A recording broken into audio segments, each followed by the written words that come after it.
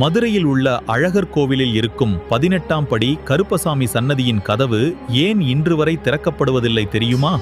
முன்னொரு காலத்தில் அழகர் கோவிலுக்குள் 18 மந்திரவாதிகள் சாதாரண ஐயர்களைப் போலவே வேடமணிந்து ரகசியமாக நுழைந்தனர். அவர்கள் அங்கு இருந்த அழகான கள்ளழகர் திருவுருவத்தையும் அதன் பொன்னான நகைகளையும் கொள்ளையடிக்க முயன்றனர். அந்த நேரத்தில் அந்த திருக்கோவிலின் சக்தி வாய்ந்த காவல் தெய்வமான கருப்பசாமி தோன்றி அவர்களை தடுத்து அழித்ததாக கூறப்படுகிறது.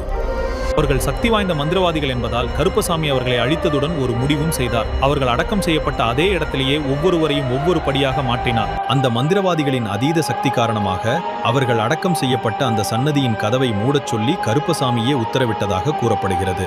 ஆனால் அந்த மூடிய கதவு ஒரு வருடத்திற்கு ஒரே ஒரு முறை மட்டுமே திறக்கப்படும். அது எதற்காக தெரியுமா? ஒவ்வொரு ஆண்டும் கள்ளழகர் மதுரைக்கு வந்து